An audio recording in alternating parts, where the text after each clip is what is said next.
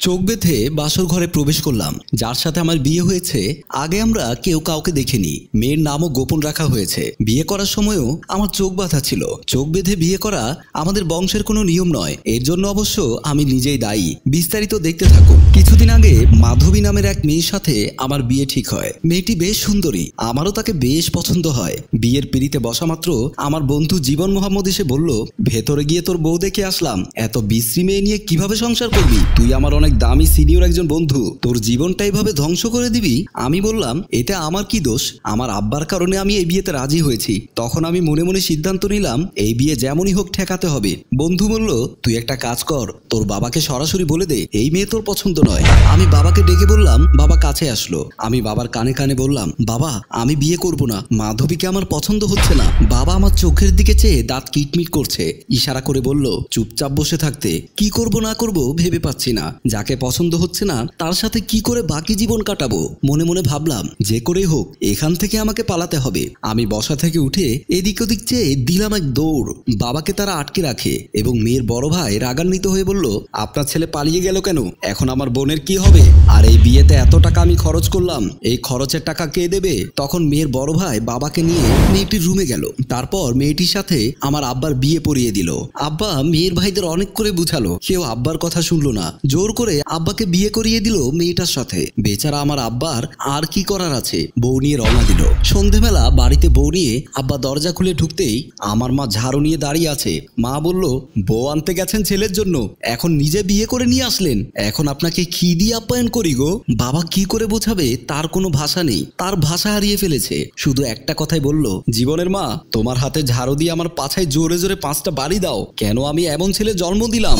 মা তো কোনো কথা শুনে না, দুজনকে প্রচন্ডভাবে পিটালেন। তারা মার খেতে খেতে অতিষ্ঠ হয়ে দৌড়ে রুমের দিকে চলে গেল। তারপর অনেকদিন বাড়িতে আসলাম না। বন্ধুর বাড়িতে কাটালাম কিছুদিন।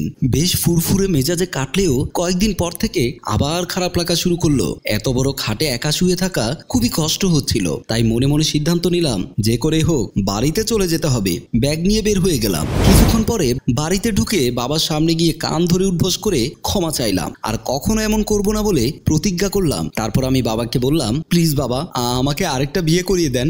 এবার আপনি যেভাবে বলবেন ওভাবেই চলবো। নিপা নামের এক মেয়ের সাথে আমার বিয়ে ঠিক হয়। মাধবীর চেয়ে নিপা বেশ সুন্দরী। পারিবারিকভাবে সবকিছু ঠিক হয়। বিয়ের দিন শুধু আমার এক বন্ধু নিশাত এখনো আসেনি।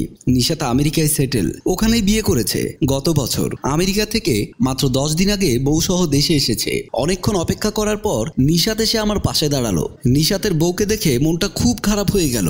এত সুন্দর মানুষ হয় ভাবতেই পারছি না। নিশাত ডাব্বা মার্কা ছাত্র ছিল, লটারি পেয়ে আমেরিকা গিয়েছে। আর তার বউ এত সুন্দরী। নিশাতের বউয়ের কাছে নিপা কিছুই না।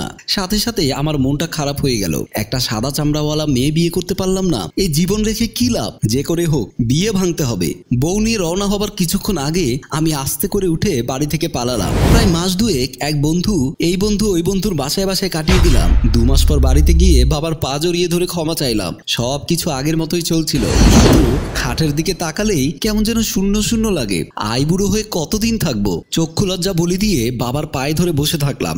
আবারও বাবাকে বিয়ের কথা বললাম, কিন্তু বাবা কিছুতেই আমার বিয়ে দেবেন না। আমার জন্য আর নতুন করে অপমানিত হতে পারবেন না। অনেক আকুতি মিনতি করলাম, কান ধরে উঠবোস করলাম, কিন্তু কিছুতেই বাবা আমাকে আর বিশ্বাস করতে পারছে না। কিছুতেই বাবা আমার উপর আর ভরসাও পাচ্ছে না। বাবার ধারণা আবারও এমন কোনো ঘটনা ঘটবে না, তার কোনো গ্যারান্টি আছে, সে কোনো রিস্ক নিতে পারবে না। অবশেষে বাবার পা আরো শক্ত করে ধরে কান্না করতে লাগলাম। তুমি যার সাথে বিয়ে ঠিক করবে সেই মেয়েকে বিয়ে করব। বিয়ের আগেও এই মেয়েকে দেখতে চাইবো না, নাম কি সেটাও জানতে চাইবো না। প্রয়োজনে আমার চোখ বেঁধে বিয়ে করতে নিয়ে যাবে। বিয়ে করার পর বাসর ঘরে ঢোকার আগ পর্যন্ত আমার চোখ বাঁধা থাকবে, তবুও বিয়ে দাও। এবার বাবার মন গলে গেল। বাবা আমার কথায় বাবার মনে দয়া হলো। বাবা আমায় বিয়ে দিতে রাজি হলো। বাবা আমাকে তুলে বুকে জড়িয়ে নিল। দুজনে অনেক কান্না করলাম। কাজী সাহেব আসলেন, পাশে মেয়েটাকে বসালেন। শক্ত করে আমার চোখ বেঁধে দেওয়া হলো। বিয়ের সময়ও চোখ বাঁধা ছিল। চোখ বাঁধা থেকে কাজী সাহেব আপত্তি করলে বাবা বলল, আমাদের ফ্যামিলির 1000 বছরের ঐতিহ্য, বাসর ঘরের আগে বউয়ের মুখ দেখা যাবে না। তারপরে কাজী সাহেব বিয়ে পড়াতে শুরু করলেন। অনেকক্ষণ ইনিয়ে বিনিয়ে মোনাজাত করলেন। তারপর আমিন বলে বিয়ে পড়ানো শেষ করলেন। কাজী সাহেব দাঁড়িয়ে বললেন, শাদি মোবারক, শাদি মোবারক। বিয়ের পর চোখ বাঁধা অবস্থায় আমাকে বাসর ঘরে ঢুকিয়ে বাইরে থেকে দরজায় তালা দেওয়া হয়েছে, যাতে চাইলেও দরজা খুলে পালাতে না পারি। বাসর ঘরে চোখ বাঁধা অবস্থায় দাঁড়িয়ে আছি। চোখের বাঁধন খুলতে চাইতেই বুক ধুক ধুক করছে। দেখতে কেমন হবে না হবে কে জানে। বুক ধরফরানি কমার জন্য আস্তে করে বললাম, তুমি কি গান গাইতে পারো? মেয়েটি আস্তে করে বলল, জি পারি। তুমি আমার কত চেনা সে কি জানো না। গানটা শুনে বললাম, তোমার ভয়েস খুবই কিউট। আমি বললাম, তোমার প্রিয় একটা গান শোনাও তো দেখি। মেয়েটা আরো একটা গান শুরু করলো, তুমি দিও না গো বাসর ঘরে বাত্তিনি ভাইয়া, আমি বন্ধ করে অন্ধকারে যাব মরিয়া। ভয়েসটা খুবই চেনা চেনা লাগছে, খুবই কাছের কেউ হবে। মনে হচ্ছে জনম জনম ধরে তাকে আমি চিনি। আবেগে আপ্লুত হয়ে চোখের বাঁধন খুলে যা দেখলাম তার জন্য প্রস্তুত ছিলাম না। বধূ সেজে বসে আছে আমার প্রথম কবুল বলা বউ রানু মণ্ডল।